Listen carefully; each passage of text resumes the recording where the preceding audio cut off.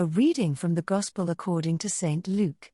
Now about 8 days after these sayings Jesus took with him Peter and John and James, and went up on the mountain to pray. And while he was praying, the appearance of his face changed, and his clothes became dazzling white.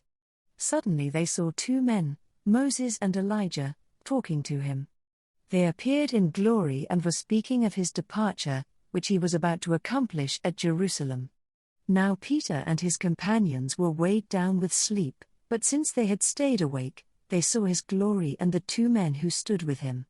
Just as they were leaving him, Peter said to Jesus, "Master, it is good for us to be here. Let us make 3 dwellings, one for you, one for Moses, and one for Elijah," not knowing what he said.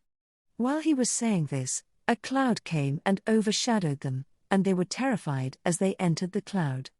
Then from the cloud came a voice that said, "This is my Son, my chosen, listen to him." When the voice had spoken, Jesus was found alone. And they kept silent and in those days told no one any of the things they had seen. Reflection. Lent is a time for focusing on praying more deeply, so that we can become closer to God, and so discover God's will for us. The example of Jesus praying on the mountain shows us that prayer has the power to change us for the better, as we learn how to listen to God more closely. This second week in Lent, let us devote more time to prayer.